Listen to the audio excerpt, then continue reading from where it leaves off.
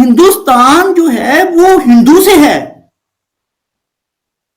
हिंदू हिंदुस्तान से है। हिंदुस्तान कोई हमारी तरह एक जो है, हम मुसलमान हैं, हमारी तरह जो हमारा ईमान और हमारा अकीदा है हमने बारो किया हुआ है, वो दूसरी कौम से आया, अरबों का हमने अपनाया हुआ है। ठीक है, हिंदुओं का जो मजहब है, हिंदू मत, वो उनका उनकी मिट्टी से है, उनकी तहजीब से है, उनकी तारीख से है, उनके कल्चर में है, उनकी साइकी में है, उनकी फिलॉसफी में है। हिंदुस्तान जो है वो कोई पराया कहीं बाहर से नहीं, इंपोर्टेड शुदा नहीं है वो ना।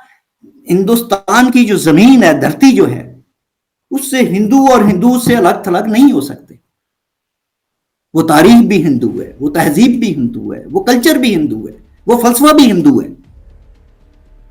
ठीक है, उसके बावजूद उनका रवैया क्या रहा हमारे साथ कि 800 साल हमने हुक्मरानी करते हैं, फिर हम उनसे अलहदगी इख्तियार करते हैं और मुल्क की पार्टीशन करते हैं, और उसके बाद उनको यहां से निकालते हैं, फोर्स्ड, सब कुछ छीन चाहते हैं। सैकड़ों साल से नस्ल दर नस्ल लोग रहने वाले, उनकी जमीनें छीन ली गई, उनकी जायदादें छीन ली गई, उनके स्कूल कॉलेज मोहल्ले शहर छीन लिए गए। ये कोई मजाक था पार्टीशन जो थी? इससे ज्यादा हेट्रेड, इससे ज्यादा कम्युनलिज्म, नफरत फैलाने का और क्या सोर्स हो सकता है? इस सारी बैकग्राउंड में क्या हिंदुस्तान का जो हिंदू है वो भंग पिए रहता, सोया रहता और मुसलमानों को लाडला बनाए रखता? ये कैसे हो सकता था? ये मुमकिन नहीं था। उस वक्त की जो इंडिया की लीडरशिप थी, तो उसने बहुत बड़ा ये ब्लंडर किया हुआ है हिस्टोरिकल। आप क्या समझते हैं उन्हें क्या करना चाहिए था? उन्हें हिंदू स्टेट बनानी चाहिए थी मुसलमानों के मुकाबले में, पाकिस्तान के मुकाबले में। भी आप इस्लामी स्टेट बना रही हैं, हम हिंदू स्टेट बना रहे हैं, क्योंकि आप खुद ही कह रहे हैं हिंदू मुसलमान के साथ नहीं रह सकता, तो मुसलमान हिंदू के साथ नहीं रह सकता। आप हिंदू के साथ नहीं रह सकते तो हम क्यों रहे भाई? इंडिया तो तरक्की कर रहा है पिछले 30 साल से, 20 साल से, और कहां से कहां जा रहा है। तो अगर इंडिया फनेटिक होता, इंडियन सोसाइटी और इंडियन स्टेट अगर फनेटिक होती, फंडामेंटलिस्ट होती, हिंदू होती, जिनको इन्वर्टेड कामा हिंदू जिसको हम सोचते हैं, एक एक्सट्रीम हिंदू, अगर वो होती तो इंडिया कभी इतनी तेजी के साथ इकोनॉमिक डेवलपमेंट न करता आज जितना वो कर रहा है। इसलिए हमारा जो लेफ्ट और लिबरल है, मैं इसे समझाना चाहता हूं कि आपका ये जो कंसर्न है कि इंडिया जब भी इन्हें इंडिया की डेवलपमेंट नजर नहीं आती। मैंने किसी लिबरल को, किसी लेफ्टिस्ट पाकिस्तानी को जो आज इंडिया ने तरक्की की और कर रहा है उसका जिक्र करते नहीं सुना। इसका मतलब क्या हुआ? इसका मतलब ये हुआ कि हिंदू नफरत और इंडिया दुश्मनी जो हमारी रगों में हमारे है पाकिस्तानी के अंदर, तो वो राइट विंग हो या लेफ्ट विंग हो, वो हिंदू नफरत तो वो जो बायस है वो नहीं जाता। हम रोते हैं इस बात पे कि हिंदू नेशनलिज्म जो है वो इंडिया में राइज हो रहा है, और जबकि हमारी तरफ देखें, मैं आपको एक स्टेटमेंट अपने प्राइम मिनिस्टर की जो इस वक्त मौजूद हैं उनकी सुनाता हूं। लिखा है, we are waiting all Hindus to be persuaded to the enlighten truth of Islam and will wait for a millennium no hurry. यानी हमारे यहां जो चंद हिंदू हैं, चंद लाखों में हैं बेचारे, चंद लाख हैं, उनको भी हमारा मुस्लिम प्राइम मिनिस्टर जो है ये 75 ईयर्स के बाद भी ये कह रहा है, उसकी प्रायोरिटी क्या है?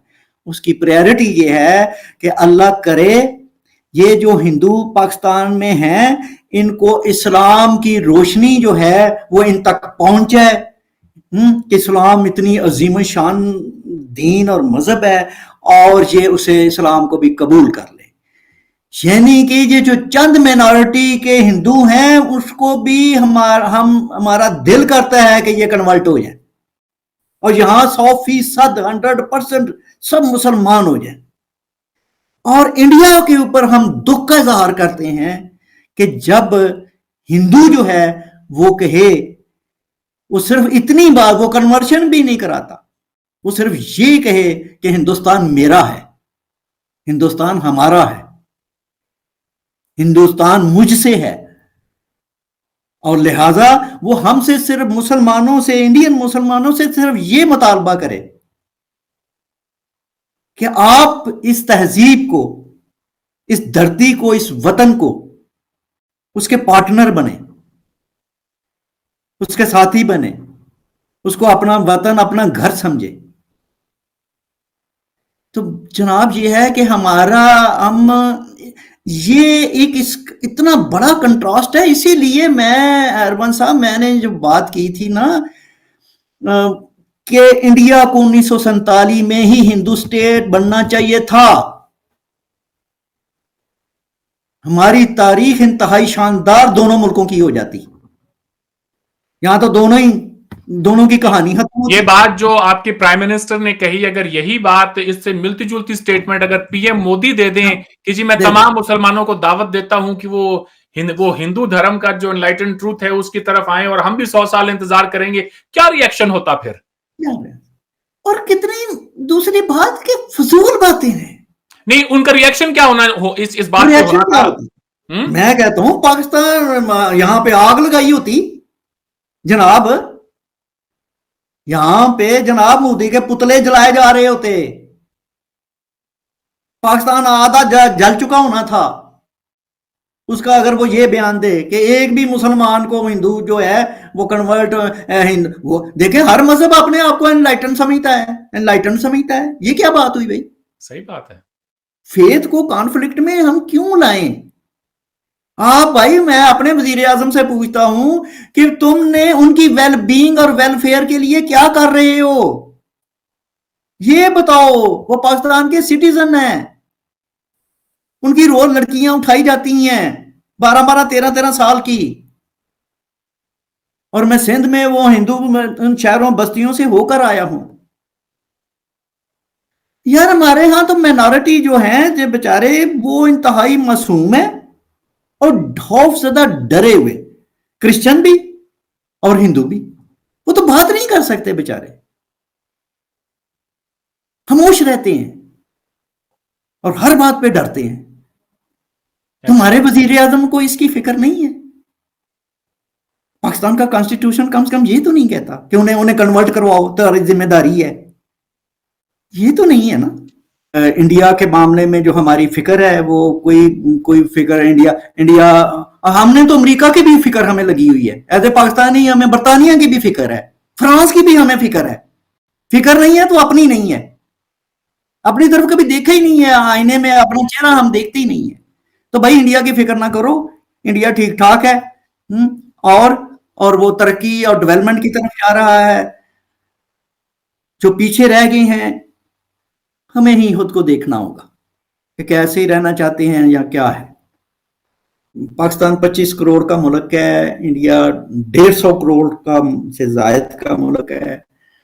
यार हम सब कॉन्टिनेंट, बहुत बड़ा एक कॉन्टिनेंट है, हमें पाकिस्तान को बहुत शदीद जरूरत है कि हम जो हैं ये रिव्यू करें अपने एटीट्यूड को, अपने नैरेटिव्स को और अपनी सो कॉल्ड नेशनल सिक्योरिटी को। और आज हम इंडिया के साथ हमें बड़े बेनिफिट मिल सकते हैं। हमारी जो इंडस्ट्री है, हमारा जो बिजनेस है डबल ट्रिपल जा सकता है, सारा रॉ मटेरियल्स इंडिया के पास है। सही, लेकिन उसके लिए हिंदू दुश्मनी और हिंदुस्तान से दुश्मनी जो है ना वो छोड़नी पड़ेगी। वो जो नफरत का आंसर है ना वो खत्म करना होगा। उसने हमें क्या दिया है? चले हम पाकिस्तान से, और पाकिस्तान यही सोच ले, हम पाकिस्तानी ये सोच ले, हमें इस नफरत ने दिया क्या है? हाँ, सिवाय जंगों के और कुछ नहीं दिया है। और जंगे उन्होंने तबाही की होगी ना, कुछ फायदा हमारी कुछ सोशल को डेवलपमेंट तो नहीं की थी जंगों ने ना। बहुत खूब। जंगों में हम गंवाया ना, जो भी हमारे रिसोर्सेज होंगे फाइनेंशियल वो जाया हो गए, उनको आग लग गई। तो बात यह है जंगों से तो कोई कौमें ना बढ़ती हैं ना चलती हैं।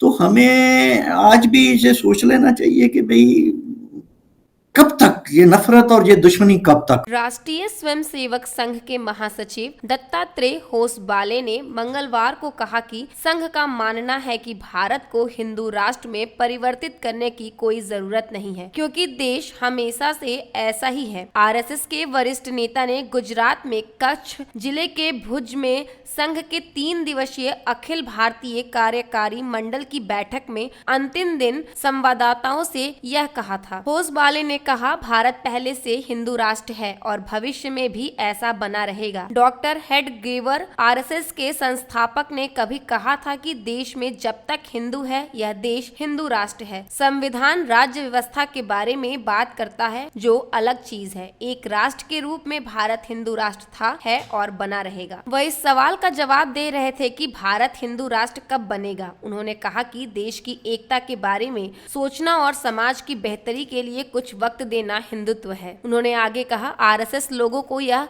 महसूस कराने के लिए काम करता है कि भारत एक हिंदू राष्ट्र है। इस तरह हिंदू राष्ट्र बनाने की कोई जरूरत नहीं है, क्योंकि भारत पहले से ऐसा है। आरएसएस यही मानता है। आरएसएस महासचिव ने दावा किया कि देश के समक्ष एक मुख्य चुनौती इसे उत्तर बनाम दक्षिण के आधार पर बांटना है। उन्होंने कहा, कुछ लोग अब कह रहे हैं कि दक्षिण भारत उत्तर भारत से अलग है। दक्षिण को शेष भारत से अलग करने के लिए यह दावा करते हुए राजनीतिक और बौद्धिक स्तर पर साजिश चल रही है कि वे द्रविड़ हैं और उनकी भाषा भी अलग है। लोगों को इसका विरोध करने के लिए आगे आना चाहिए और सुनिश्चित करना चाहिए कि ऐसे लोग सफल ना हो। होसबाले ने कहा कि जैसे कि संघ प्रमुख मोहन भागवत ने पिछले महीने विजयदशमी पर अपने भाषण में उल्लेख किया था कि सांस्कृतिक मार्क्सवाद और सामाजिक व राजनीतिक अन्याय के प्रति संवेदनशील लोगों का व्यवहार एवं रुख देश के समक्ष एक और चुनौती है। उन्होंने कहा कि अयोध्या में राम मंदिर के 22 जनवरी को उद्घाटन से पहले आरएसएस कार्यकर्ता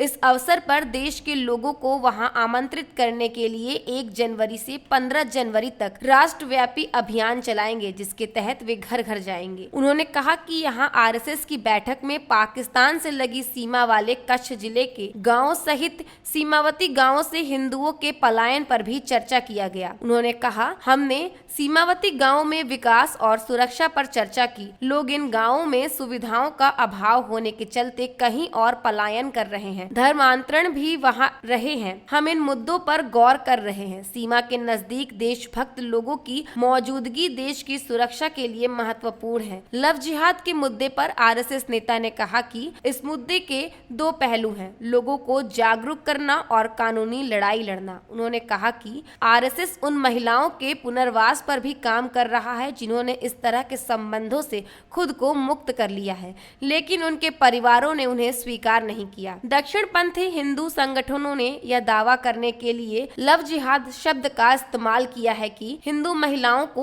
अंतर धार्मिक विवाहों के जरिए मुस्लिम बनाया जा रहा है। होसबाले ने कहा कि आरएसएस की बैठक के दौरान आमंत्रित सदस्यों ने संघ की विस्तार योजनाओं की प्रगति की समीक्षा की, क्योंकि संघ ने 2025 में अपने शताब्दी समारोह से पहले देश में सभी 59,060 मंडलों में शाखा खोलने का लक्ष्य रखा है। वर्तमान में करीब 38,000 मंडलों में इसकी 95,000 शाखाएं हैं। होसबाले के अनुसार देश भर में संघ के 357 नेताओं ने बैठक में हिस्सा लिया।